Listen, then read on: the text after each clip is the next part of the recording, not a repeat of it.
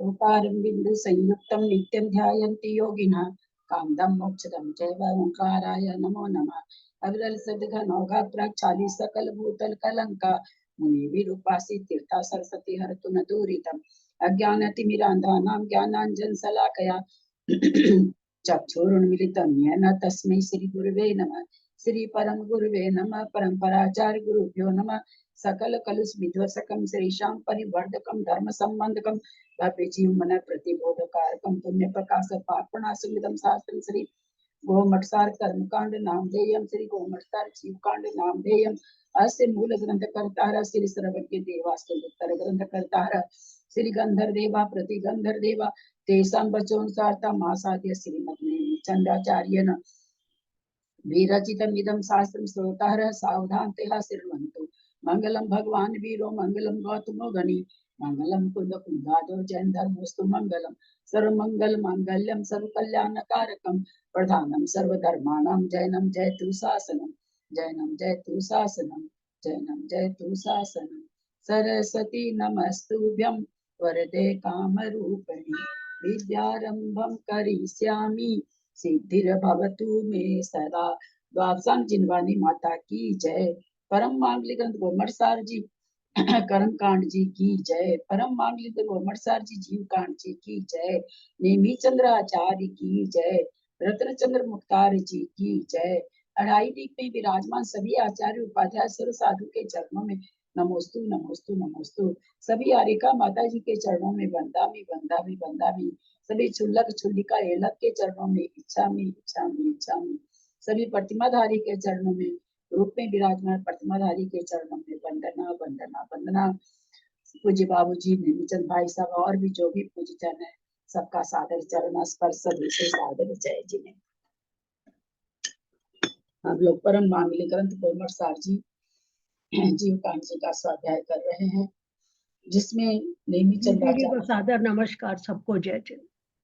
इसमें नेमीचंद आचार्य ने 20 पर रोकना जीव समाज पर्याप्ति प्राण संख्या गति इंद्रिय काय योग वेद का सहाय ज्ञान संयम दर्शन दृश्य पद्धत संगत संगी आहार और उपयोग 20 पर रोकना के द्वारा जीव के बारे में बताया है। हमारी 20 पर रोकना हो चुकी है।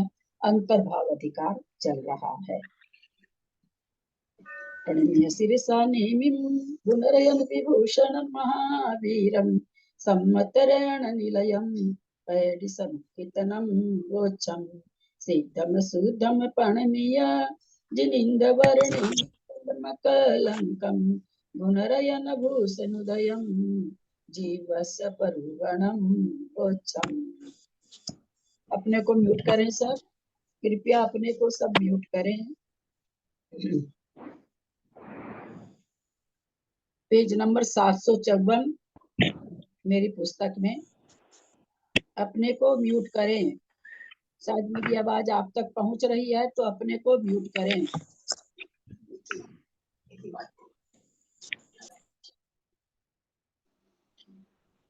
नीचे चल रहे हैं।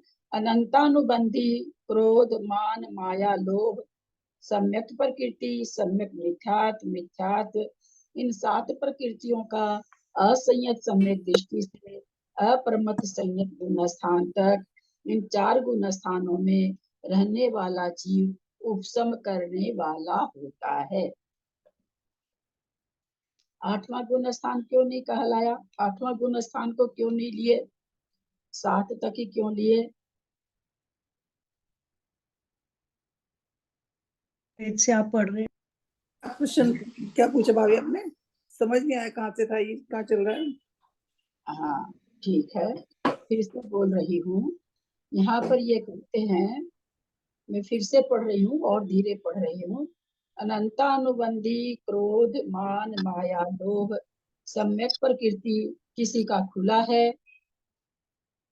सम्यक प्रकृति सम्यक मिथ्यात्व इन 7 प्रकृतियों का असंयत सम्यक दृष्टि से अप्रमत्त संयत गुण स्थान तक इन 4 गुण स्थानों में रहने वाला जीव उपशम करने वाला होता है। अपने स्वरूप को छोड़कर अन्य प्रकृति रूप रहना अनंतानुबंधी का उपशम है। मेरा यहाँ यह प्रश्न है, इन 4 गुण स्थान वाले ही क्यों होते हैं, इसके आगे क्यों नहीं है? प्रथमोपसम की अपेक्षा से कथन किया गया है, ये 4 गुण स्थान जो हैं क्यों उपसम के हैं, इसमें जो आ सकता है उसके बाद तो फिर श्रेणी चढ़ जाते हैं।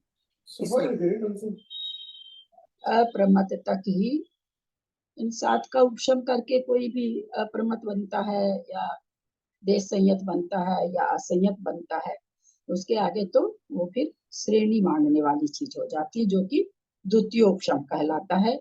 वहाँ चारित्र मोहनी का उपशम होता है द्वितीय उपशम में, इसलिए इन 7 प्रकृति का उपशम प्रथमोपशम में होता है। अपने स्वरूप को छोड़कर अन्य प्रकृति रूप से रहना अनंतानुबंधी का उपशम है, और उदय में नहीं आना ही दर्शन मोहनी की 3 प्रकृतियों का उपशम है। क्या कहना, अनंतानुबंधी का तो उदय आ रहा है, कैसे आ रहा है? दूसरे के मुख पे।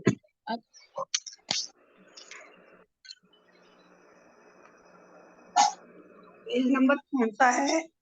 अंजना जी म्यूट हो जाइए। पेज नंबर कौन सा है? 759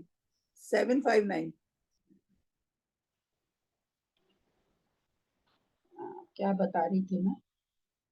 हाँ, यहाँ पर अनंतानुबंधी के लिए क्या कहा? पर प्रकृति रूप होना, यानी पर प्रकृति रूप होके वो आ रही है अनंतानुबंधी। अभी गाथा नहीं हुई अनीता, 696 नंबर गाथा का ही विशेषार्थ वगैरह चल रहा है। 696 नंबर गाथा का ही, मेरे में पेज नंबर 754 है। लेकिन क्या दर्शन मोहनी के लिए क्या कह दिया कि उस तीनों का उपशम होना, माने किसी रूप से भी उदय में नहीं आना, किसी रूप से भी उदय में नहीं आना उपशम है। और किसी रूप से उदय आना क्या क्या कहलाएगा? फिर से मेरा प्रश्न समझिएगा। इन्होंने कहा, आचार्य ने, मुख्तार जी कह रहे हैं अनंतानुबंधी का अपने मुख से उदय पर से, कहते हैं ना, पर प्रकृति, अपने स्वरूप को छोड़कर पर प्रकृति रूप उदय में आना अनंतानुबंधी का उपशम है। ठीक है, माने वो अपने रूप से नहीं आ रही है, दूसरे रूप से आ रही है। प्रत्याख्यान जहाँ है, 7वें अनुष्ठान में है तो संजलन रूप से आ रही है, 5वें में है तो प्रत्याख्यान रूप से आ रही है, 4थे में है तो अप्रत्याख्यान रूप से आ रही है। समझ लिया हमने। दर्शन मोहनी की 3 प्रकृति का कहते हैं कि 3 उदय में नहीं आना ही दर्शन मोहनी की 3 प्रकृतियों का उपशम है। दर्शन मोहनी की तीनों प्रकृति के उदय आने से क्या होता है? इसमें जैसे अनंतानुबंधी परमुख से उदय आ रही है, अगर दर्शन मोहनीय भी अपने किसी प्रकृति के परमुख से उदय में आए तो क्या होगा? दर्शन मोहिनी की प्रकृतियों का तो संक्रमण होता है सम्यक मिथ्यात और मिथ्यात प्रकृति में, तो ये परमुख से तो नहीं आती, इनका तो फिर दबेंगे, ये तो उपशमी होगा। दर्शन मोहनी की प्रकृति तो प्रमुख से नहीं आएंगे तो उपसमी होगा। और अगर या दर्शन 6 मोहनी होगा की एक प्रकृति भी उदय में आई, सम्यक प्रकृति आई तो 6 उपसम हो जाएगा। हाँ, और सम्यक प्रकृति के, हाँ, अगर एक ही प्रकृति और 2 वो मिश्र आती है तो मिश्र हो जाएगा। बहुत अच्छा। दर्शन मोहनी की अगर हम तीनों प्रकृति को दबा रहे हैं तो उपशम कहलाया। 3 में से अगर एक भी उदय में आती है तो तत् संबंधी गुण स्थान हो जाता है। मिथ्यात्व में आया तो मिथ्या दृष्टि, मिश्र आया तो मिश्र, और सम्यक प्रकृति आई तो जो असंयत सम्यक दृष्टि अथवा जिस भी गुण स्थान में रहे वो हो जाएगा। तो दर्शन मोहनी की प्रत्येक प्रकृति के उदय से गुण स्थान बनता है, जबकि अनंतानुबंधी का तो पूरा ही उपशम करना पड़ता है, वो दूसरे के साथ ही उदय में आती है। अगर वो उदय में रही तो सासाधन बन जाएगा या मिथ्यात्व बने। अगर एक प्रकृति भी अनंतानुबंधी की उदय में आई तो सासाधन बन जाएगा, चारों हिसाब में आ गई तो फिर पहला गुण स्थान बन जाएगा। इस प्रकार वेदक सम्यक दृष्टि 4थे गुण स्थान से 7वें गुण स्थान तक किसी भी गुण स्थान में द्वितीय उपसम सम्यक दृष्टि होकर उपसम श्रेणी चढ़ने के अभिमुख होता है। इस प्रकार भेदक सम्यक दृष्टि चौथे गुण स्थान से सातवें गुण स्थान तक किसी भी गुण स्थान में द्वितीय उपसम सम्यक दृष्टि होकर उपसम श्रेणी चढ़ने के अभिमुख होता है। कहाँ कर रहे हैं उपसम? सातवें गुण स्थान में। द्वितीय उपसम कहाँ कहाँ प्रकट हो रहा है? चौथे में, पांचवें में, छठे में, सातवें में, है ना। उसके आगे उपसम नहीं है। उसके आगे क्या कहलाएगी? सातवें के आगे क्या कहलाएगा? श्रेणी श्रेणी श्रेणी कहलाएगी। श्रेणी कहलाएगी। ये उपसम, ये श्रेणी 8वां गुण स्थान से श्रेणी नाम हो जाता है। उपसम श्रेणी वाले जीव द्वितीय उपसम सम्यक्त्व के साथ मरते हैं और देवों में उत्पन्न होते हैं। अतः उनकी अपेक्षा अपर्याप्त काल में द्वितीय उपसम सम्यक्त्व पाया जाता है। इतना विवेचन ये किस लिए किए? ये घटाने के लिए कि अपर्याप्त अवस्था में अगर द्वितीय उपसम हम खोजें तो कहाँ खोजें? प्रथम उपसम तो होता ही नहीं है, उसमें तो मरण है ही नहीं। लेकिन क्या द्वितीय उपसम भी नहीं होता अपर्याप्त अवस्था में? तो कहते होता है। कब होता है? श्रेणी में चढ़े हुए मुनिराज का अगर मरण हो जाए तो वो देवों में जाएंगे, और देवों में जाएंगे तो उनके अपर्याप्त अवस्था में द्वितीय उपसम सम्यक पाया जाएगा। दीदी एक बार ये प्रथम उपसम और द्वितीय उपसम में क्या डिफरेंस है, थोड़ा सा बता देंगे द्वितीय उपसम के विषय में? अरे आप तो बहुत बेसिक चीज में आ गए। बताइए आप लोगों में से कौन समझाएगा? दोनों का चक्रेश जी डिफरेंस क्या है? प्रश्न का उत्तर बढ़िया से कौन समझाएगा? अभी इसमें भी आ चुका है। दीदी हमने तो शुरू से कुछ भी नहीं पढ़ा ना, न कर्म कांड न जीव कांड, शुरू हमारी है इसमें अभी है ना अंतर। कर्म कांड की तो बात ही नहीं। इसको पढ़ने के लिए कर्म कांड, इसको पढ़ के कर्म कांड पढ़ते हैं, कर्म कांड पढ़ के इसको नहीं पढ़ते हैं। हाँ। अभी इसी के ऊपर आया, कल ही आया है। कल आप नहीं थे क्या? तो दोनों में डिफरेंस थोड़ा हाँ, लेट कल ज्वाइन करा था कल। दोनों में डिफरेंस की बात करी। कल आप नहीं थे क्या? नहीं, थोड़ा लेट ज्वाइन करा था मैं कल 10:30 बजे। इसी में देखिए पेज में है, इसी पेज में ऊपर है। अपने को म्यूट करें पहले। इसी जो पंक्तियां मैंने पढ़ी है उसी पंक्ति के ऊपर 3 पंक्ति है।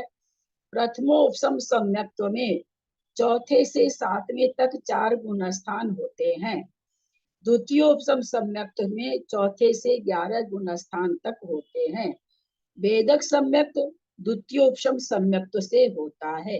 वेदक सम्यक्त्व से द्वितीयोपसम सम्यक्त्व होता है। मिथ्यात्व से प्रथमोपसम सम्यक्त्व होता है। ठीक है।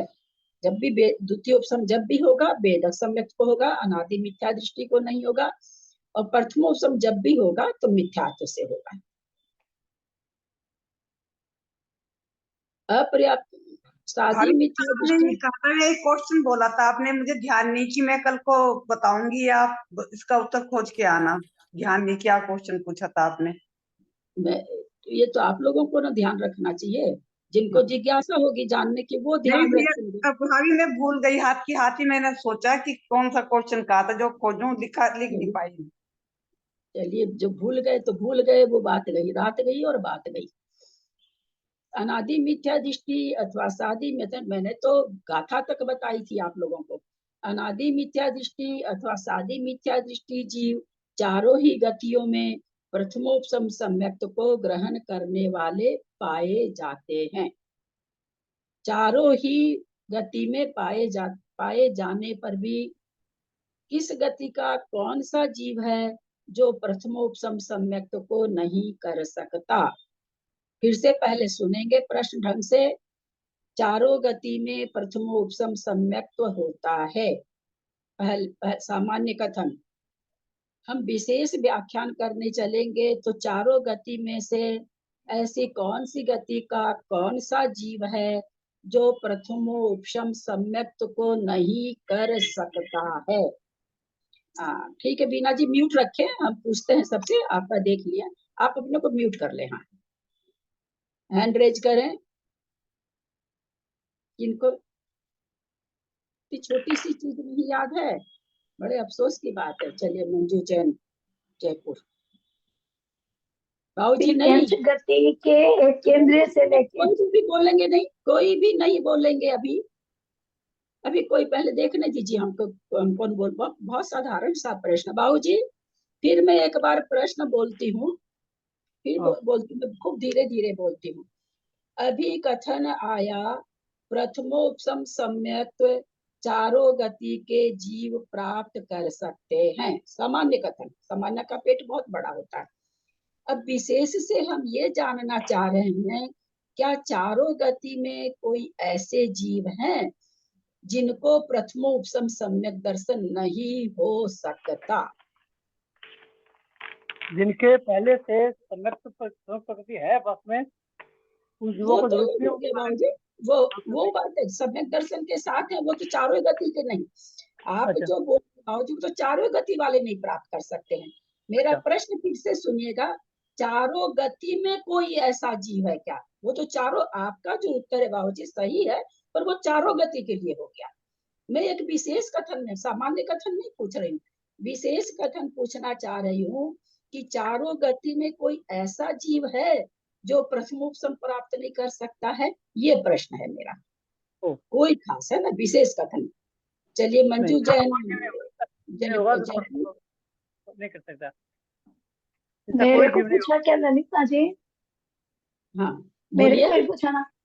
तिर्यंच गति मतलब एकेंद्रिय से लेके असंगी पंचेंद्रिय तक वो तो मेरी बहना, वो भी सामान्य वो कथन हो गए, वो तो करेंगे नहीं ना।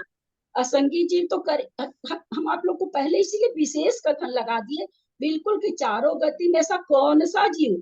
आप जो बोल रहे हैं वो तो बहुत सारे हो गए, एक इंद्री, दो इंद्री, तीन इंद्री, चार इंद्री, पंचेंद्री, असंगी तक के हो गए ना।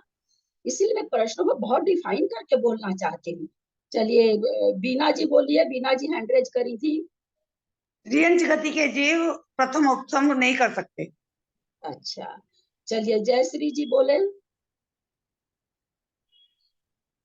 भोग भूमि के जीव। अयो, इतना पढ़ के जयश्री जी, आपको विकास छाबड़ा जी के सामने किसी दिन लेके जाएंगे। और किसका हैंड रेज है? त्रिशला जी बोलिए, कितना इजी क्वेश्चन है। हाँ भाभी, एक तो ना जो पंचेंद्रिय में समूर्छन जीव जो होते हैं ना, संगी पक्षमूर्छन जो होते हैं, वो नहीं कर सकते। समूर्छन जीव को प्रथमोपसम नहीं होता।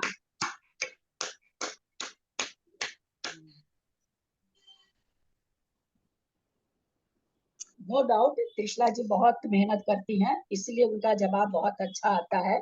बहुत पढ़ती, वैसे भी बहुत पढ़ती रहती हैं, है उनका थोड़ा पढ़ने का। भाभी कितना त्रियंच गति के जीव को भी तो नहीं एक होता। मिनट बिना दीदी, एक मिनट पूछते हैं आपको, कितना हल्का आंसर था और सब कोई जान रहे थे ना, सबको पहले से पता था ना? हाँ बोलिए बीना जी, क्या कह रही हैं? ये जीव भी तो नहीं करते ना प्रथम उपसम। कौन? त्रियंच गति के जीव भी तो नहीं करते ना प्रथम प्रथम। आपके सामने न ग्रंथ है, चारों गति के जीव लिखा हुआ है। मैं अच्छा। कौन होती हूँ बोलने वाले, है ना, आचार्य लिख रहे हैं। बहुत बार ये अपने सुने कि समूर्छन जीव प्रथमोपसम लेके जा सकते हैं, सम्यक प्रकृति लेके जाके असंख्यातों जीव स्वयंभू रमन समुद्र में समूर्छन जन्म वाले पंचम गुण स्थान वर्ती हैं। यहाँ से गए हैं सम्यक तो लेकर के, है ना, साथ नहीं मरे, सम्यक के साथ नहीं मरे हैं, सत्ता में लेके गए हैं। वहां पर अंतर्मूर्त में जन्म के बाद में अंतर्मूर्त में सम्यक दृष्टि बन गए, पांचवा गुण स्थान कोई बोल के थोड़ी धारण करते, उनकी चर्या वैसे हो जाती है ना। ठीक है चलिए, अच्छा लगा ना ये प्रश्न, हल्का हल्का हो करके। बहुत बहुत बधाई त्रिशला जी को। चलिए, सादी मिथ्या दृष्टि जीव चारों ही गतियों में प्रथमोपसम सम्यक्त को ग्रहण करने वाले होते हैं, किंतु मरण को प्राप्त नहीं होते, क्योंकि प्रथमोपसम सम्यक्त में मरण का अभाव है। मन पर ज्ञान के साथ उपसम श्रेणी से उतरकर प्रमत संयत गुण स्थान को प्राप्त हुए जीव के द्वितीयोपशम के साथ मन पर्याय ज्ञान पाया जाता है, किंतु मिथ्यात्व से पीछे आए हुए उपशम सम्यक दृष्टि प्रमत संयत जीव के मन पर्याय ज्ञान नहीं पाया जाता। क्या अंतर कर रहे हैं? कहते उपशम सम्यक दो तरह का, प्रथमोपशम और द्वितीयोपशम। तो अगर सामान्य से ये कह दिया जाता है कि उपशम सम्यक्त्व के साथ मन पर्याय ज्ञान है, तो प्रश्न तो ये आ जाएगा कि प्रथम उपशम में भी है, क्योंकि जब आपने उपशम बोला तो दोनों में है। तो आचार्य उसी के लिए यहाँ पर क्लेरिफाई कर रहे हैं, भाई द्वितीय उपशम के साथ तो बनेगा, वो नीचे उतर के आएंगे, छठे सातवें में आएंगे, द्वितीय उपशम उस समय रहेगा उनको, तो बन जाएगा, लेकिन प्रथम उपशम में सम्यक मन पर्याय ज्ञान नहीं बन सकता है, क्योंकि वो कहेंगे क्योंकि प्रथमोपशम सम्यक दृष्टि के मन पर्याय ज्ञान की उत्पत्ति संभव नहीं है। उपशम सम्यक दृष्टि क्योंकि बढ़ता हुआ चारित्र चाहिए, है ना, और सकल संयमी चाहिए। चलिए सकल संयमी तो उपशम सम्यक दृष्टि का 7वां गुण स्थान हो जाता है। कदाचित पहले से मुनि रहे, या जिस समय उनमें चारित्र की स्थापना मुनि महाराज कर रहे हैं, उसी समय उनके भी शुद्धि इतनी आती है कि वो प्रथमोपशम भी कर लेते हैं, 7वां गुण स्थान हो जाता, पर उसी समय मन पर्याय ज्ञान हो, ये तो संभव है ही नहीं। उपशम सम्यक दृष्टि के औदारिक मिश्र का योग, आहारक का योग, आहारक मिश्र का योग और परिहार विशुद्धि संयम भी नहीं होता। उपशम सम्यक दृष्टि दोनों आ जाएंगे, दोनों के ही नहीं होता। कभी भी मिश्र का योग में उपशम सम्यक तो होता ही नहीं है। आहारक मिश्र का योग सब छठा गुण स्थान है, तो उपशम बनने का मतलब ही नहीं है। परिहार विशुद्धि भी चूंकि प्रवृत्ति रूप है, इसलिए उपशम सम्यक तो इसमें नहीं बन सकेगा। मिथ्यात्व में सादी मिथ्या दृष्टि व अनादि मिथ्या दृष्टि भी होते हैं। इसी के लिए कल इसी पंक्ति पर प्रश्न मैंने आप लोगों से किया था, इसका कथन प्रथम गुण स्थान के समान जानना चाहिए, क्योंकि इसमें एक मिथ्यात्व गुण स्थान ही होता है। इसी पंक्ति से प्रश्न किया गया था, यहाँ से फिर से हम इसलिए दोहरा दिए, बाबूजी तुरंत निकल जाते हैं, कल बाबूजी के सामने ये प्रकरण नहीं आया था और आप लोगों के लिए दोहराना भी जरूरी हो जाता है, इसलिए मैंने दोहरा दिया पूरा वापस। यहाँ पर मेरा प्रश्न है बाबूजी, सादी मिथ्या दृष्टि प्रथमोपशम कर रहा है, उस समय उसको दर्शन मोहनी की कितनी प्रकृति की सत्ता रह सकती है? फिर से सुने, सादी मिथ्या दृष्टि है, प्रथमोपशम कर रहा है, उसके दर्शन मोहनी प्रकृति की कितनी सत्ता बन सकती है? 3 की, 2 की, 1 की, कितनी बन सकती है? तीनों की बनेगी भी, तीनों की सत्ता रहेगी। तीनों की सत्ता रहेगी। चक्रेश जी बताएं जरा, तीनों की सत्ता कैसे रहेगी? दीदी जब एक बार उसको रत्नोपशम करके वो मिथ्यात्व में चला गया, तो उसकी वो सत्ता में तो पड़ी रहती है ना दर्शन मोहिनी की। प्रथमोपशम एक बार हो गया, उसके बाद पड़ी रहती, तो उसको प्रथमोपशम करने की जरूरत क्या है? जब मेरे पास ऑलरेडी रुपया पेटी में भरा हुआ, हमको क्या जरूरत पड़ी कि हम ब्याज पर रुपया लेके आए? जब आप सत्ता में प्रकृति है, फिर क्यों प्रथमोपशम करना पड़ रहा है? मिथ्यात्व का तो उदय आ गया ना, मिथ्यात्व का उदय आया उसको, मिथ्यात्व का उदय आ गया, इसलिए प्रथमोपशम करना पड़ेगा। तो मिथ्यात्व में चला गया पहले गुण स्थान। ठीक है, म्यूट करें, चलिए और हैंड रेज करें। डॉक्टर बताती हूँ थोड़ी, हाँ, कोई बोल रहे हैं कुछ? मैं बताऊं, चलिए, क्योंकि उसके सम्यक प्रकृति की धीरे धीरे करते करते मतलब इतने काल में उद्वेलना हो जाती है, सम्यक प्रकृति अच्छा, उद्वेलित हो जाती है, इसलिए तो उसको उद्वेलित हो वापिस जाती, प्रथमोपशम हाँ, उद्वेलित होगी वो हाँ हाँ, चलिए उद्वेलित हो गई, तब तो 2 प्रकृति रहनी चाहिए ना दर्शन मोहनी की सत्ता में, 3 कैसे बता रहे हैं? हाँ जयश्री जी, 1 मिनट पूछते हैं, आपसे भी पूछते हैं, 3 प्रकृति कैसे है सत्ता में? बाबूजी ने अभी अंगली से बताया कि 3 भी हो सकती, 2 भी हो सकती, 1 भी हो सकती है। तो उद्वेलना आपने कराई, बहुत अच्छा, आपका उत्तर यहाँ तक ठीक है। जब उद्वेलना ही हो गई, तो तीन प्रकृति की सत्ता कैसे?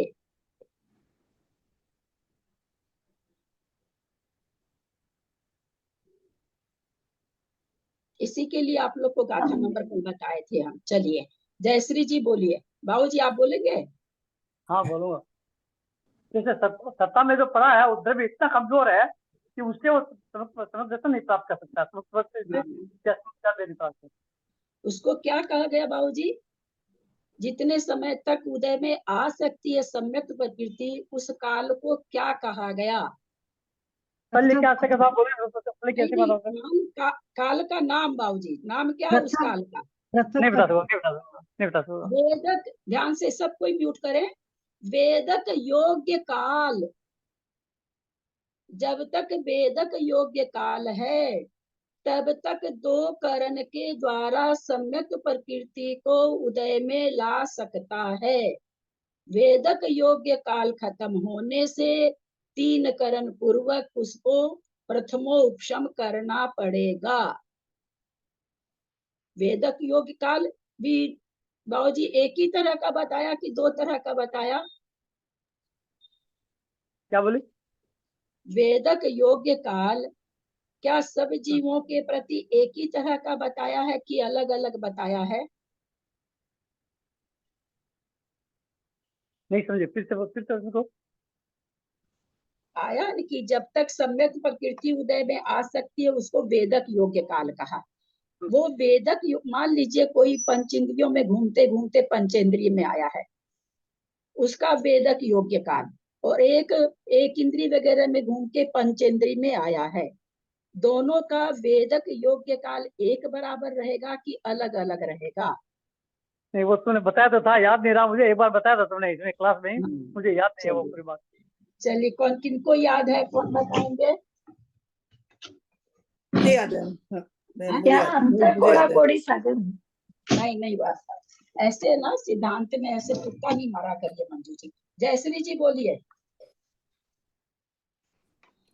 हाँ, वेदक योग्य काल अलग होगा, क्या होगा? अलग अलग होगा दोनों का। क्या होगा? किसका क्या होगी? काल नहीं याद है, किसका कम होगा, किसका ज्यादा होगा, क्यों होगा? ठीक, काल मत बताइए कितना नहीं याद है तो। कितना है वेदक योग काल, किसका कितना है? हम बोले, हाँ हम बोलिए। बताएं। पृथकत्व सागर है और 1000 वर्ष है, दो किसका है। 1000? एक इंद्रियों का 1000 वर्ष है, अगर एक इंद्रियों में चला गया तो, और अगर पंचेंद्रियों में घूम रहा है तो पृथकत्व सागर। पंचेंद्रियों में अगर घूम के आ रहा है तो उसकी सत्ता में सम्यक प्रकृति पृथकत्व सागर की बची है, फिर भी उसको प्रथमोपशम करना पड़ेगा। जो एक इंद्रियों में गाथा नंबर 615 आप लोग निकाल लीजिएगा। कर्मकांड जी में मैंने कल इशारा भी किया था आप लोग को कि 600 के बाद की कोई गाथा है।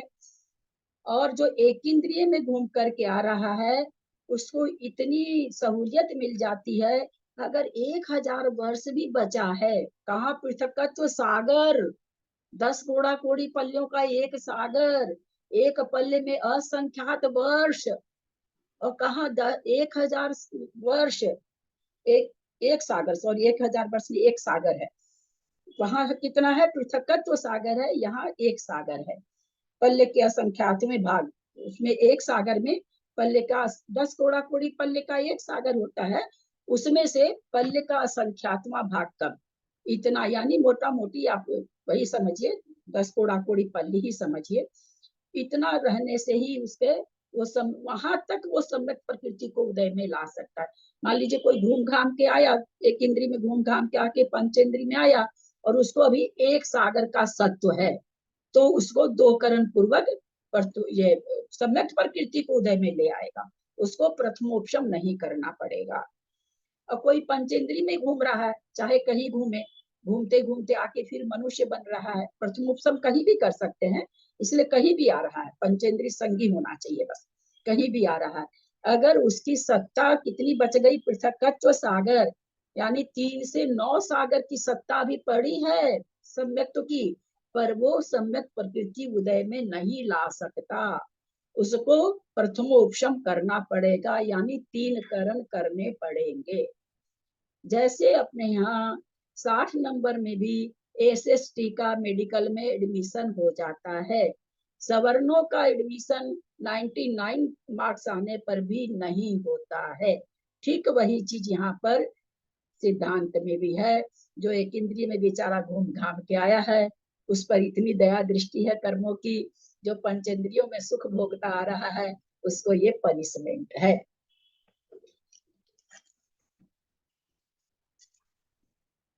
कल यही प्रश्न आप लोगों से पूछे थे, बाबूजी तो निकल चुके थे तब तक। ठीक समझ में आ गया ना? तो सादी मिथ्या दृष्टि कैसे बन रहा है? अब पंचेंद्री में मान लीजिए अपने मान लेते हैं कि वो एक इंद्रिय से घूम के आ रहा है, लेकिन सत्ता अब उसकी कितनी बची? समझ लीजिए क्या 1000 सागर करे, मान लीजिए 1000 सागर नहीं होकर के 999 सागर बच, 999 हुआ ना, 999 सागर बचा, तो उसको करना पड़ेगा। वो है सत्ता है, कितनी है सत्ता? 999 सागर का है अभी सत्ता सम्यक प्रकृति की। अथवा पंचेंद्री में कोई घूम के आ रहा है तो उसको 800 सागर की है सत्ता, लेकिन फिर भी वो 8000 सागर की है, फिर भी वो नहीं प्राप्त कर सकता उसको। तो इसको ये ऐसा जीव जो करेगा प्रथमोपशम, उसको 3 प्रकृति की सत्ता पाई जाएगी। कोई मान लीजिए एकदम से उद्वेलना, सागर से 3 से 9 सागर लेंगे या 3000 से 9000 बोल रहे हैं क्या, या 3 से 9 सागर होता है?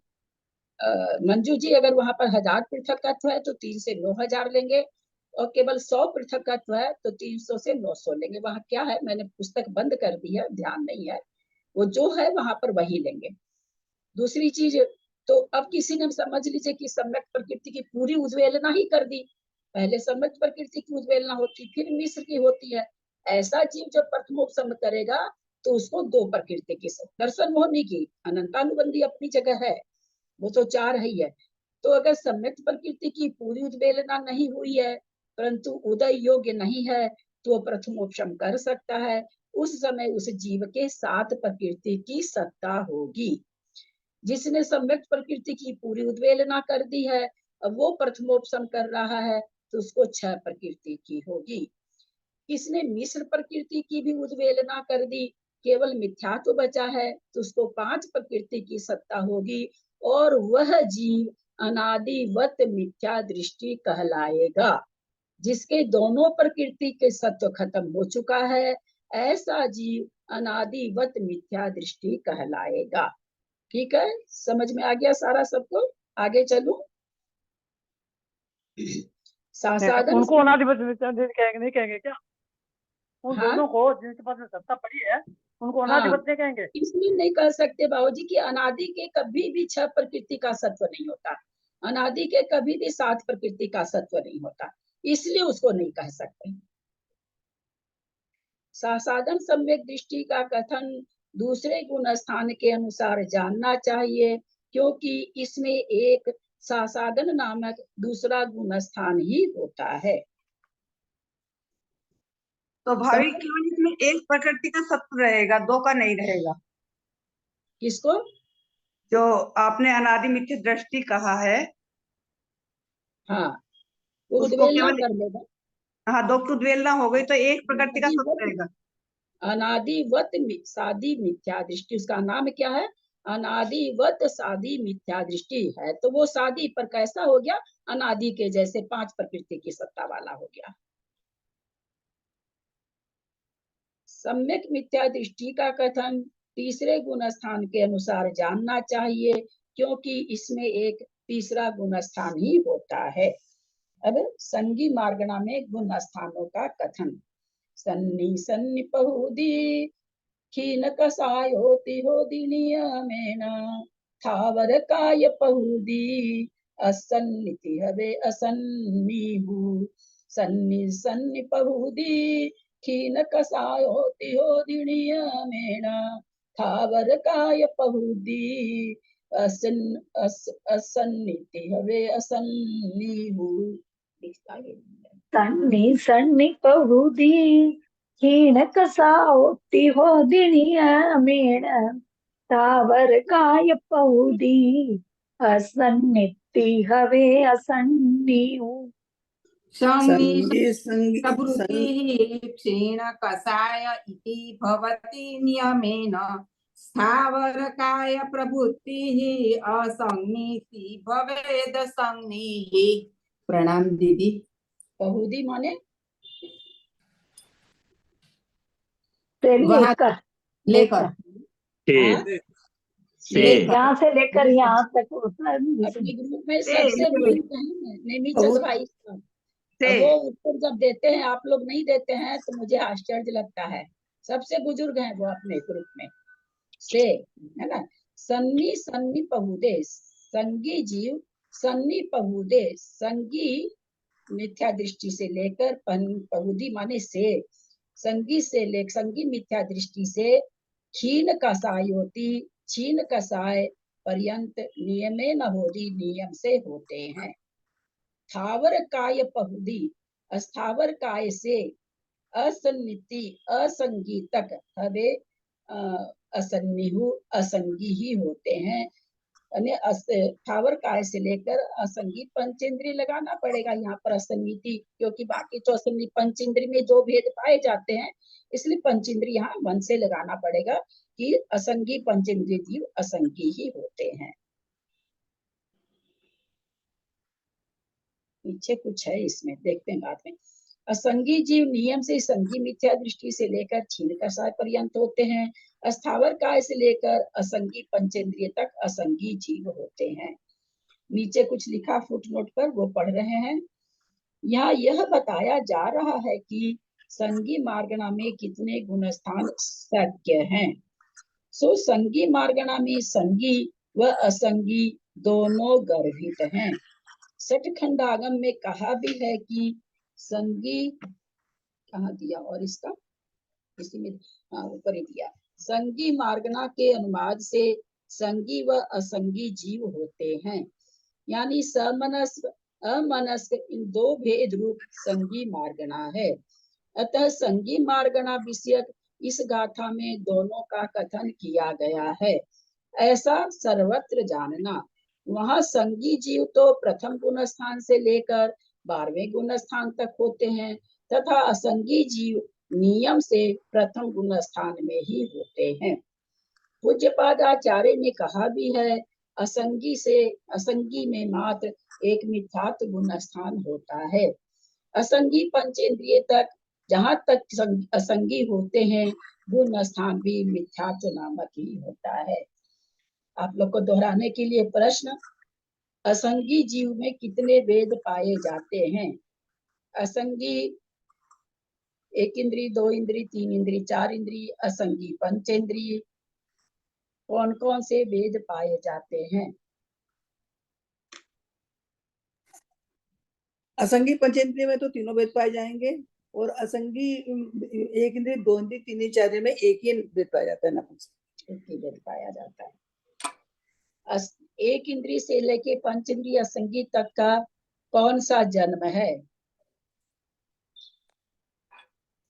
हाँ बोलिए, जैसे जी बोलिए। सम्मूर्छन। सम्मूर्छन जन्म है। बोलिए और बोलिए आप। लेकिन असंगी पंचेंद्रिय का तो गर्भज भी है, समूर्छन भी, समूर्छन भी जन्म।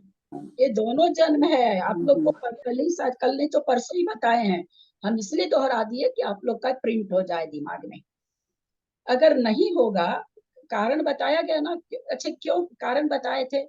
क्यों क्यों गर्भज जन्म क्यों है? क्योंकि वो नरक और स्वर्ग दोनों में जाते हैं तो वो गर्भज जाएंगे। ये इसके अलावा जो मतलब जिसको कहा जाए ना ग्रामिकल एकदम 2 और 2 4 वाला कारण बताया गया था।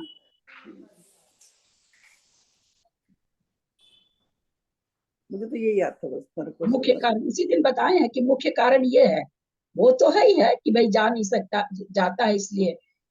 क्यों है बताइए? क्योंकि समूर्छन जीव भी, समूर्छन जन्म वाला भी जो ये है मगरमच्छ वगैरह है, वो भी नारकी और देव में जा रहा है ना। तो इसलिए गर्भज को उसमें घटाना जरूरी नहीं है। क्या कारण बताए थे कि गर्भज क्यों है? ऐसा हम कैसे जाने कि गर्भज है? कैसे घटाएं इसको? क्योंकि तीन वेद घटा रहे हैं, और समूर्छन जन्म में खाली नपुंसक वेद होता है। अगर खाली नपुंसक वेद घटाते तब तो गर्भज नहीं कहते, परंतु गर्भज इसलिए है क्योंकि तीनों वेद है, तीनों वेद गर्भज के ही घटेगा। समूर्छन के तो खाली नपुंसक वेद ही घटेगा। तीनों वेद पाए जा रहे हैं, इसका मतलब नियम से गर्भज भी होते हैं। ठीक है ना, तर्कना ठीक है ना, कहीं लिखा हुआ ऐसा नहीं है कि मुझे कहीं लिखा हुआ मिला, ऐसा मत सोचिएगा। मैंने इसको तर्कना लगाई कि आखिर में क्यों, कैसे हम समझे कि इसमें गर्भज होते हैं। हम कैसे समझे, लिखा हुआ याद थोड़ी रहता है। सिद्धांत जब तर्कना से लगाते हैं तो याद हो जाता है। तो भाई इसलिए कि अगर तीन वेद जब घटा रहे हैं और आया समूर्छनम नपुंस है ना, तत्वार सूत्र में नपुंस समूर्छन नपुंसकानी, समूर्छक ही होते हैं। और यहाँ कह रहे हैं तीनों वेद होते हैं, तो जब तीनों वेद होते हैं तो गर्भज लेना पड़ेगा, समझे ना, क्योंकि साफ कह रहे हैं समूर्छन जन्म वाले नपुंसक ही होते हैं। और फिर आप कह रहे हो असंगी जीव तीनों वेद वाले हैं, इसका मतलब असंगी जीव गर्भज भी है, तभी तीनों वेद होगा। ठीक है ना, समझ में आई है? ललिता जी, ये जो विज्ञान कहता है कि ये मक्खियों में सब में आता ना, नर मक्खी मादा मक्खी, ये सब क्या है? मंजू जी वो सब मत लाइए। विज्ञान मोटा मोटा देख के कहता है, और हम जो पढ़ रहे हैं वो केवली की दिव्य ध्वनि पढ़ रहे हैं, इसलिए हम उसको विज्ञान लेगा। जितना लग जाए उतना ठीक है, जितना नहीं लगे उसमें श्रद्धान करना है ना। हम तो यहाँ हम तो बहुत चीज आप लोगों को तर्कना से समझाते हैं, कोई नहीं तर्कना लगाता, जो लिखा रहता पढ़ा और आगे गया। मैं तो खोजती रहती हूँ कि ये चीज ऐसा क्यों हो रहा है, और तब मैं आप लोगों को भी बता पाती हूँ कि हाँ ऐसा। तर्कना लगाने से एकदम तर्कना ठीक बैठ रही है। अगर समूर्छन तीनों वेद, अगर आप कह रहे हो संगी को तीनों वेद होता है, फिर आप कह रहे हो कि समूर्छन जन्म केवल नपुंसक वेद ही होते हैं, तो तीनों वेद कैसे घटेगा भाई? इसका मतलब पर्याप्त इस गर्भज भी होते हैं, जो गर्भज होते हैं उनको तीनों वेद पाया जाएगा। ठीक है, चलते हैं आगे। आहार मार्गना में गुण स्थानों का कथन। थावर काय पहुदी सजोगी चरी मोती हो दिया हारी, कम्य अनाहारी अजोगी सिद्धे विनायको। थावर काय पहुदी सजोगी चरी मोती हो दिया हारी, कम्य अनाहारी अजोगी सिद्धे विनायको।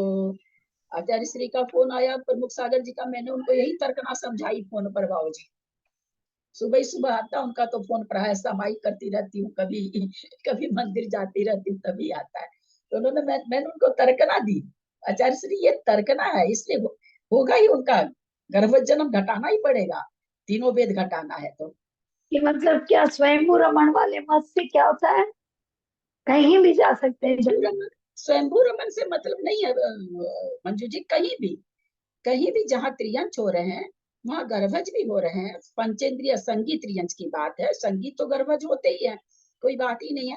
असंगी त्रियंच गर्भज, चूंकि असंगी की बात है, एक इंद्री, दो इंद्री, तीन इंद्री, चार इंद्री तो क्या है, न समूर्छन ही होते हैं और नपुंसक वेद वाले ही होते हैं।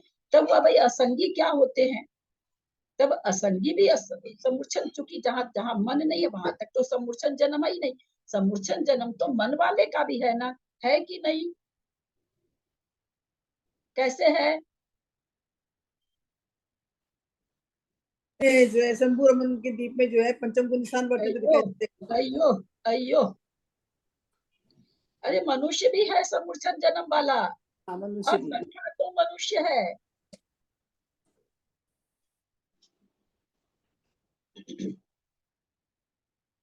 चलिए तो यहाँ आहार मार्गना की बात, गाथा का उच्चारण करें और संस्कृत वाला पढ़ें। दीदी मैं कर रही हूँ उच्चारण। थावर काय पहुदी सजोगी चरी मोती हो दिया हारी, कम्मय अनाहारी अजोगी सिद्धे विनायो। सादर प्रणाम दीदी। स्थावर काय प्रभूति सयोगी चरम इति भवति आहारी, कर्मण अनाहारी अयोगी सिद्धेपि ज्ञातव्यः। स्थावर काय पहुदी, अस्थावर काय से अजोगी सजोगी चरिमोत्ति सयोगी गुणस्थान पर्यंत, उत्ति माने पर्यंत, होदी होता है, आहारी आहारक होते हैं। 13वें गुण स्थान में कौन पड़गाहन करता भाई उनका जाके? नौकम वर्गना है, नौकम वर्गना है। ग्रहण करता है। बहुत अच्छा। कम्य अनाहारी, कम्य माने कार्मण, अनाहारी होते हैं। अयोग सिद्धे अयोगी जन और सिद्ध परमेष्ठी ये अनाहारी होते यानी अनाहार होते हैं। विनायब ऐसा जानना चाहिए। स्थावर काय से लेकर संयोगी गुण स्थान पर्यंत आहारक होते हैं। कार्मण का योग वाले तथा अयोगी व सिद्ध अनाहारक होते हैं। यहाँ आहार मार्गना में गुण स्थान बताए हैं। आहार मार्गना के 2 भेद हैं, आहारक अनाहारक। सो स्थावर का एक इंद्रिय मिथ्या दृष्टि से लेकर 13वें गुण स्थानवर्ती संयोगी पर्यंत जीव आहारक होते हैं। कार्मण का योगी अयोगी केवली भगवान और सकल सिद्ध भगवान अनाहारक होते हैं। कार्मण का योग कब होता है? विग्रह गति में। विग्रह गति में सबको होता है क्या? और नहीं, तो ऋषुगति वाले को नहीं होता। ऋजुगति वाले को नहीं होता। शंका, किस किस गुण स्थान में अनाहारक होते हैं? मिथ्या दृष्टि, सासादन, असंयत सम्यक दृष्टि, संयोग केवली, इन 4 में कार्मण का योग संभव होने से तथा अयोग केवली, इन 5 गुण स्थानों में जीव अनाहारक होते हैं। अन्य गुण स्थानों में आहारक ही होते हैं। जो गुण स्थान विग्रह गति में 3 गुण स्थान पाए जाते हैं और संयोग केवली समुद्घात की अपेक्षा से। शंका, कार्मण का योगस्थ जीवों के कार्मण का योगी अवस्था में भी कर्म के ग्रहण का अस्तित्व है। जो भी हम लोग उस दिन पढ़े थे ना कि कर्माहार मुख्यता से अपने लोग उस दिन बहुत निकाले थे इसको खोज खाज के। वैसे तो कर्माहार हम लोगों को भी है, प्रति समय है, परंतु अगर मुख्यता से कहा जाए कि भाई किसको केवल कर्माहार हो रहा है तो विग्रह गति वाले को केवल कर्माहार हो रहा है। कार्मण का योग जीवों के कार्मण का योगी अवस्था में भी कर्म के ग्रहण का अस्तित्व तो है, तो इस अपेक्षा से कार्मण का योगी जीवों को आहारक क्यों नहीं कह दिया जाता, ताकि अनाहारक फिर अयोगी व सिद्ध ही होवे। कार्मण का योगी को आप कहिए कि आहारक होते हैं क्योंकि कर्माहार हो रहा है उनको। समाधान, उन्हें आहारक नहीं कहा जाता है क्योंकि कार्मण का योग के समय नौकर्म वर्गणाओं के आहार का अधिक से अधिक 3 समय तक विरह काल पाया जाता है। सारतः कार्मण का योगी जीवों के अनाहारकत्व का कारण उनके नौकर्म वर्गणाओं के ग्रहण का अभाव है। और छोटी छोटी मार्गना थी भी, इसमें भी छोटा छोटा कथन से हो गया। चले, समझा हुआ है सब चीज, आगे चले। गुण स्थानों में जीव समास का कथन। मिच्छे 14 जीवा शासन देपमत वीर देय सन्निधुगम शेष गुणे सन्नि पुण्यो दुखी नोति। मिच्छे 14 जीवा शासन देपमत वीर देय सन्निधुगम शेष गुणे सन्नि पुण्यो दुखी नोति। मिथ्ये 14 जीव शासन अयदेपमत्त विरदेया सन्नि दुगम शेष गुणे सन्नि पुण्यो दुखिनोति। मिथ्यात्वे 14 जीवाः शासनायते प्रमत वीते च संगीदिकं शेष गुणे संगी पूर्णस्तु क्षीणीति। मिच्छे 14 जीवा, मिथ्यात्व गुण स्थान में सभी 14 जीव समास होते हैं। 14 जीव समास कौन कौन से हैं? बहुत सबसे कम है, बाकी तो फिर 98 और कितने कितने होते हैं। 14 तो सबसे प्रारंभिक हैं। कौन से हैं 14 जीव समास? कौन बताएंगे? हैंड रेज करें। 14 जीव समास, चलिए मंजू जैन दिल्ली। एक इंद्रिय के 4 जीव समास, और 2 इंद्रिय में 2, 3 इंद्रिय में 2, 4 इंद्रिय में 2, और संगी के 4, 14 जीव समास। बहुत अच्छा। चलिए, तो मिथ्यात्व गुण स्थान में, क्योंकि ये सभी जीव मिथ्या दृष्टि हो सकते हैं, तो इसलिए 14 जीव समास है। फिर क्या करें, शासन अयदे, सासाधन गुण स्थान में, अयदे माने असंयत गुण स्थान में, पमत विरद परमत परमत संयत यानी छठे गुण स्थान में, सन्निधुगम संगी और असंगी ये दोनों, सन्निधुगम संगी पर्याप्तक और संगी अपर्याप्तक ये 2 जीव समास होते हैं। शेष गुण स्थान में सन्नि पुण्यो संगी पर्याप्त पुण्यो माने पर्याप्तक, क्षीणोति क्षीण गुण स्थान से ऊपर के गुण स्थान में यानी 12वें गुण स्थान से लेकर के 13वें 14वें में एक क्या नाम है सो मात्र संगी पर्याप्तक जीव समास ही होता, सन्नी पुण्यो माने संगी पर्याप्तक जीव समास ही होता है, क्योंकि 12वें गुण स्थान में कोई मरण तो है नहीं कि अपर्याप्त अवस्था में पाया जाएगा।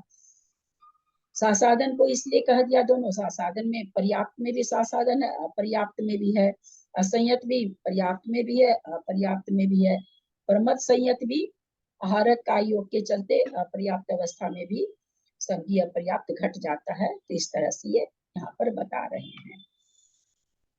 मिथ्यात्व गुण स्थान में सभी 14 जीव समास हैं।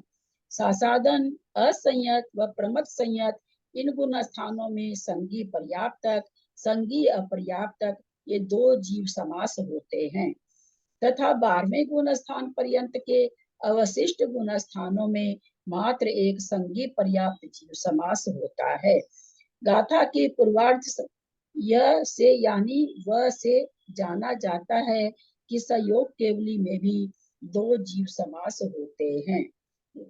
लास्ट में यह न प्रमत विरदे यह, तो उस यह के लिए कह रहे हैं कि 13वें गुण स्थान में भी पर्याप्त और अपर्याप्त 2 जीव समास होते हैं, क्योंकि कारमान का योग 3 समय के लिए होता है, वहां पर संगी पर्याप्त व संगी अपर्याप्त। गाथा के उत्तरार्ध में दू संस्कृत तू शब्द से जाना जाता है, अयोग केवली में एक संगी पर्याप्तक ही जीव समास होता है। मार्गणाओं में जीव समासों का कथन। त्रिय गदीय 14 अवंति से सुजान दो दो दो दो दो मगन ठान सेवम नयानि समाठानानि।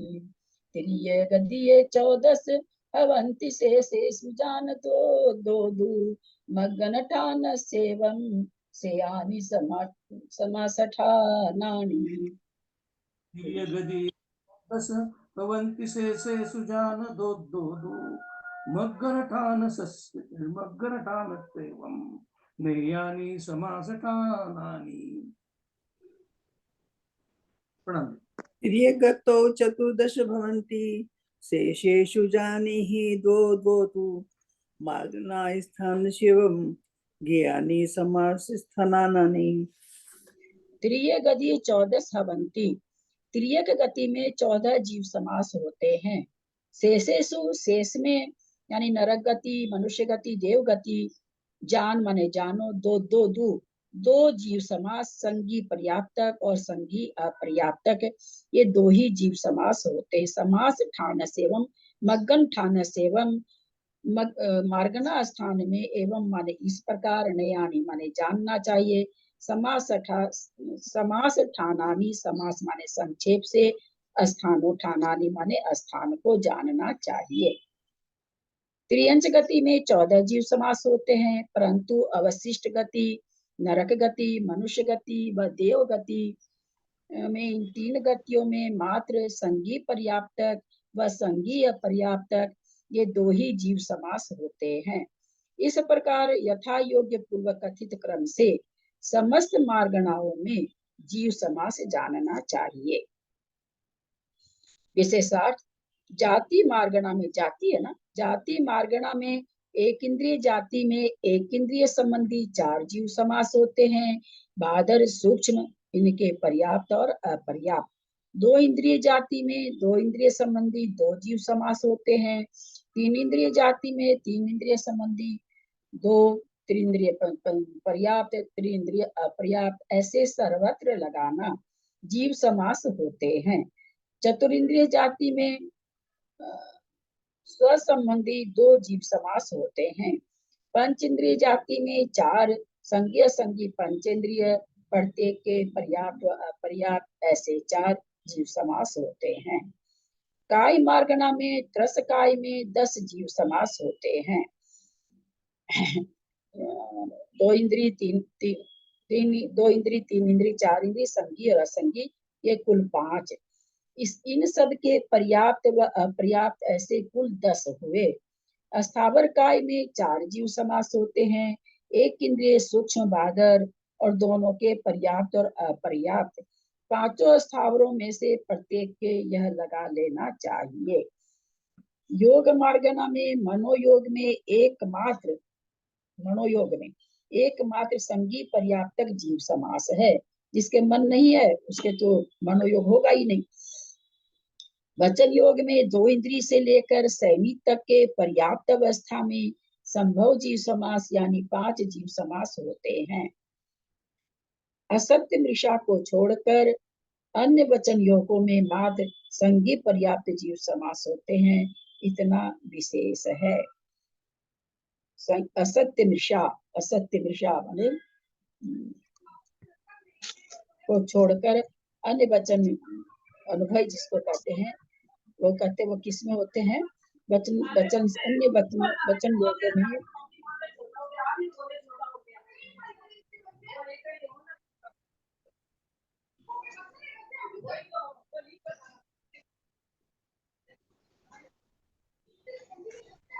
शर्मिला जी बंद करिए अपना, शर्मिला जी।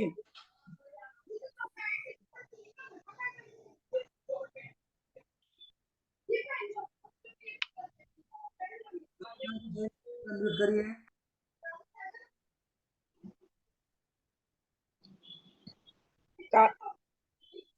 शर्मिला जी मीरा रोड वाली हैं वही, शर्मिला जी बंद करिए प्लीज अपना। काय योग में सभी जीव समास होते हैं। औदारिक काय योग में 7 पर्याप्त जीव समास, औदारिक मिश्र में 7 अपर्याप्त जीव समास होते हैं। वैक्रियक काय योग में संगी पर्याप्त 1 जीव समास व उसके मिश्र में संगी अपर्याप्त 1 ही जीव समास है। वैक्रियक योगवत आहारक योग और वैक्रियक मिश्रवत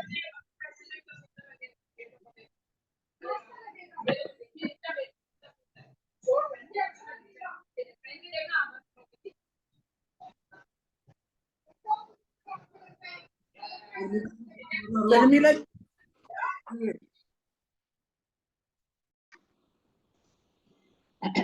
वैक्रियक काय योगवत आहारक योग और वैक्रियक मिश्रवत आहारक मिश्र योग में जीव समास जानना। कारमन काय योग में भी 7 अपर्याप्त जीव समास हैं।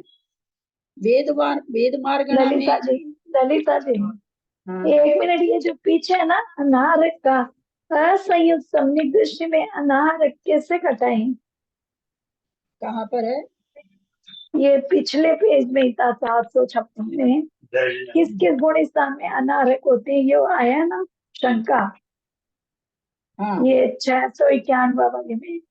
तो ये असंयुक्त सम्यक दृष्टि में मैं पता नहीं, समझ नहीं पा रही हूँ। अनाहरक दृष्टि, हाँ बहुत अच्छा। असंयत सम्यक दृष्टि विग्रह गति में असंयत गुण स्थान पाया जाता है ना, इसलिए वहां भी अनाहरक घटेगा। चौथा गुण स्थान पाया जा रहा कहाँ? विग्रह गति तो में। उससे मतलब अनाहरक कैसे घटा? तो ऋजु कारमन गति से जा रहा है। चौथा गुण स्थान वर्ती जीव मर करके विग्रह गति से कहीं जा रहा है चौथे गुण स्थान के साथ, तो कारमन का योग हुआ। कारमन का योग हुआ तो अनाहरक हो गया। आप अपने को थोड़ा सा मोबाइल में ठीक से रखें मंजू जी, मैं आपको देख के बोल रही हूँ, आपका खाली बाल दिख रहा है। नहीं, मेरा तो पूरा फेस दिख रहा, पता नहीं मेरे को तो आपको अपना दिख रहा, अब फेस भर आया है। अच्छा ठीक है, समझ नहीं गए? तो कारण नहीं समझे। नहीं समझे? नहीं। ये चौथा गुण स्थानवर्ती जीव मरण करके दूसरी गति में जा रहा है। चौथा गुण स्थान उसको है और वो विग्रह गति से जा रहा है, एक समय या दो समय वाली, तीन समय वाली तो उसकी होती नहीं, तो दो समय के लिए वो अनाहारक होगा, कारमान का योग होगा तो अनाहारक होगा, चूंकि विग्रह गति से जा रहा है, तो चौथे गुण स्थान में अनाहारक बना घटेगा। ठीक है, याद आ गया? चले, वेद मार्गणा में स्त्री वेद में 4 जीव समास होते हैं, संगी पर्याप्तक, संगी अपर्याप्तक एवं असंगी पंचेंद्रिय पर्याप्तक, असंगी पंचेंद्रिय पर्याप्तक। संगी पर्याप्तक कहाँ घटेगा?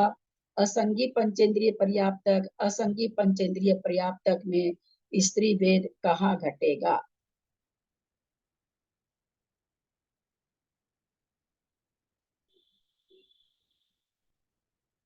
तो एक बार और पूछना, प्रश्न एक बार फिर से बताएं दीदी, हाँ, प्रश्न नहीं समझ में आया। ये कह रहे हैं कि स्त्री वेद में 4 जीव समास होते हैं, तो 4 जीव समास का नाम इन्होंने दिया संगी पर्याप्तक और संगी अपर्याप्तक, और 2 का नाम दिया असंगी पंचेंद्रिय पर्याप्त और असंगी पंचेंद्रिय पर्याप्त अपर्याप्त।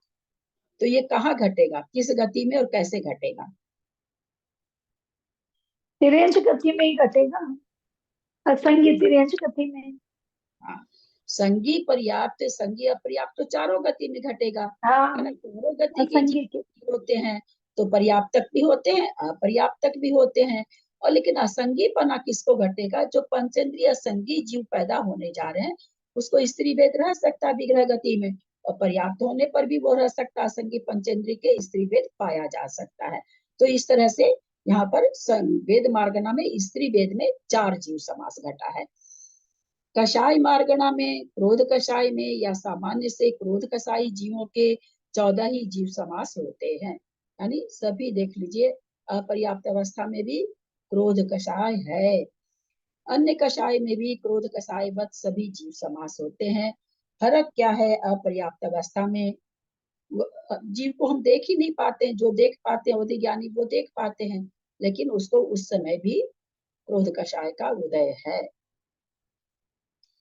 ज्ञान मार्गना में मति श्रुत ज्ञान में सामान्य से 14 जीव समास, विभंग ज्ञान में संगी पर्याप्तक 1 जीव समास, मति श्रुत ज्ञान में संगी पर्याप्त और अपर्याप्त के 2 जीव समास, मन पर्याय ज्ञान में मात्र 1 संगी पर्याप्त जीव समास, केवल ज्ञान में संगी पर्याप्त जीव समास, संगी अपर्याप्त जीव समास ये 2 हैं, अथवा 1 पर्याप्त जीव समास अयोगी की अपेक्षा अतीत जीव समास सिद्धों की अपेक्षा भी है। पीजी है ये कथन। कषाय मार्गणा में अन्य कषाय को अलग लिखा, फिर अन्य कषाय को अलग लिखा, क्यों? कषाय मार्गणा, हाँ बाबूजी, नहीं समझी बाबूजी आप क्या पूछे? ये बोल रहे हैं कि क्रोध का अलग से कथन क्यों किया, मान माया लोभ को एक साथ ही क्यों? अन्य कषाय भी सभी जीव समास होते हैं, अलग से क्यों लिखे? हाँ, क्रोध कषाय में, क्रोध कषाय का मतलब सारी कषाय आ गई बाबूजी। क्रोध कषाय को इसलिए ले लिया जाता है कि क्रोध कषाय दूसरे को पता चलती है, जबकि बाकी कषाय किसी और को पता नहीं चलती है ना? क्रोध कषाय एक ऐसी है जो कोई भी भांप सकता है कि क्रोध आ रहा है, इसलिए क्रोध मान माया लोभ है, तो क्रोध सबसे पहली कषाय, इसलिए क्रोध की अपेक्षा चारों कषाय पाई जाएगी, क्योंकि एक कषाय अंतर्मुख से ज्यादा रह ही नहीं सकती, किसी भी जीव के नहीं रह सकती है, तो चारों ही पाई जाएगी, परंतु क्रोध ही प्रमुखता से कहा जाता है, इसलिए क्रोध कषाय देखिए। ये केवल ज्ञान में जो संगी अपर्याप्त जीव समास समुद्र की अपेक्षा संगी अपर्याप्त जीव समास, हाँ बिल्कुल, हाँ। संयम मार्गणा में, अच्छा यहाँ एक चीज आई है, ज्ञान मार्गणा पढ़े ना भी हम, विभंग ज्ञान में संगी पर्याप्त 1 जीव समास, ऐसा क्यों दे दिया? विभंग ज्ञान पंचेंद्रिय अवस्था संगी में को ही होता है, अपर्याप्त अवस्था में नहीं होता। विभंग ज्ञान अपर्याप्त, अवधि ज्ञान भी पर्याप्तक को ही होता है। उत्तर ऐसा दीजिए जो पूरा सही हो। विभंग ज्ञान छूट जाता है ना, कि अगर मरने से पहले छूट जाता है। अभी भी उत्तर बढ़िया से नहीं आया। उत्तर आप लोग को है ठीक है, परंतु 100% वाला उत्तर बोलिए ना। उत्तर सब ठीक है, क्योंकि विभंग अवधि ज्ञान अपर्याप्त अवस्था में पाया नहीं जाता है ना, इसलिए चूंकि पहले ही छूट जाता, विभंग अवधि ज्ञान के साथ में विग्रह गति नहीं पाई जाती। अवधि ज्ञान के साथ तो है पर विभंग अवधि ज्ञान के साथ नहीं है, इसलिए अपर्याप्त अवस्था में नहीं पाया। ये बोल आप लोग का उत्तर सबका सही था, पर थोड़ा सा और 100 नंबर वाला नहीं था, 99 नंबर वाला था। संयम मार्गना में सामान्यतः संयम में संगी पर्याप्त और संगी अपर्याप्त दो ही जीव समास संभव है। संयम मार्गना में विशेष अपेक्षा प्रमथ संयत के दोनों, परंतु अप्रमथ के संगी पर्याप्तक नामक एक जीव समास है। अपर्याप्त अवस्था में संयम घटा रहे हैं, तो अपर्याप्त अवस्था में तो प्रमथ विरत में ही होती है या फिर 13वें गुण स्थान में होती है। 13वें गुण स्थान में कौन सा संयम है? यथाख्यात चारित्र। जीव विशेष सामायिक व छेदोपस्थापना संयम में दोनों, पर्याय विशुद्धि संयम में एक, संगी पर्याप्तक ही। सामायिक छेदोपस्थापना में दोनों, क्योंकि छठे गुण स्थान वर्ती मुनि का है, आहारक शरीर निकल रहा है ना, तो इसलिए अपर्याप्त अवस्था में दोनों संयम है। पर परिहार विशुद्धि तो जब भी घटेगा पर्याप्तक के घटेगा, क्योंकि मंजू जी थोड़ा सा अपने को ठीक करिए ना आप, मंजू जैन जयपुर, थोड़ा मोबाइल ठीक से रखिए, थोड़ा नीचे करके रखिए मोबाइल। और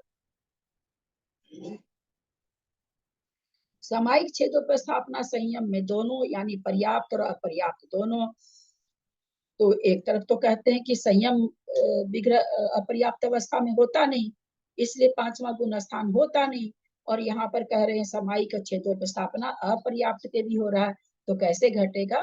आहारक काय में घटेगा, है ना, उस समय अपर्याप्त अवस्था हो रही है, मुनि महाराज हैं, छठा गुण स्थान है, दोनों संयम उनको है।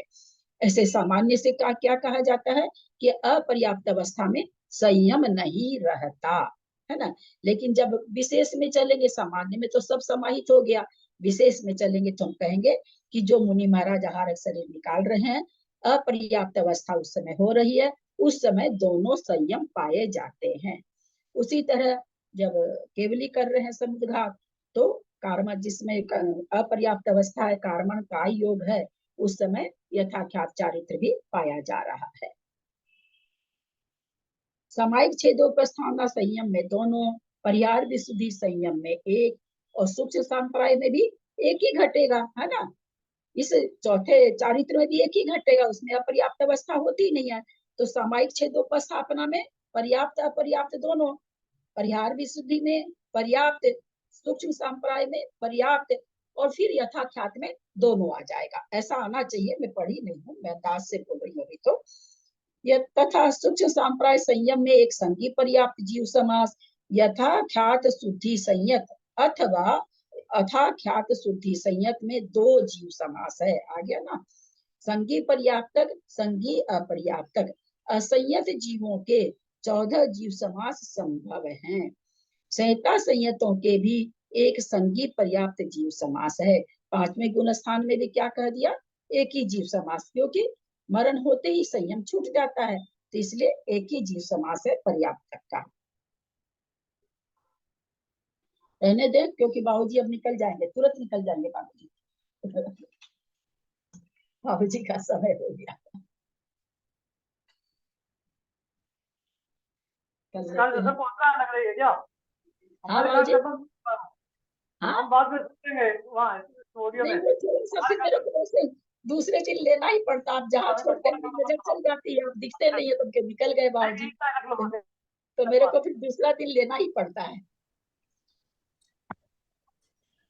तो पूरा वीडियो सुने, अंत में जाके ही आएगा, तब जाके ही होगा, है ना, और कई बार लास्ट में बहुत अच्छा करना रहता है। दीदी सूक्ष्म संप्राय में दो जीव समास कैसे हुए? यथाख्यात तो है ही, और दो कैसे हुए फिर? कहाँ हुआ दो जीव समास? कहाँ आया? सूक्ष्म संप्राय में समाय और परिहार विशुद्धि में एक ही समास है, संगी पर्याप्तक। हाँ, परिहार विशुद्धि परिहार विशुद्धि नहीं होगा ना ना हाँ पर्याप्तक में परिहार विशुद्धि संयम और सूक्ष्म सम 10वें में सूक्ष्म संप्रदाय ये पर्याप्तक के ही होंगे और बाकी तीनों जीव जो संयम है पर्याप्तक को भी होंगे पर्याप्तक। यहाँ अपर्याप्तक का मतलब हमको विग्रह गति वाला अपर्याप्तक नहीं लगाना है, मिश्र का योग वाला अपर्याप्तक लगाना है ना। मिश्र का योग में हो रहा है। यदक्षरमात्रा पदवाक्यहीनं मया प्रमादादि किंचनोक्तम् तन्मे क्षमित्वा विदधातु देवी सरस्वती केवल बोधलब्धिं बोधि समाधि परिणाम शुद्धि स्वात्मोपलब्धि शिव सौख्य सिद्धि चिंतित वस्तुदाने त्वं वन्दमानसि देवी जाबानी के ज्ञानते सुजे विपालो सोबानी मस्तक आदि तो ए जिनवानी भारती तो ही जपूं दिन रहे जो तेरा शरणा गए सो पावे सुख चैन देव भजु अरंत को गुरु से हो निर ग्रंथ दया धर्म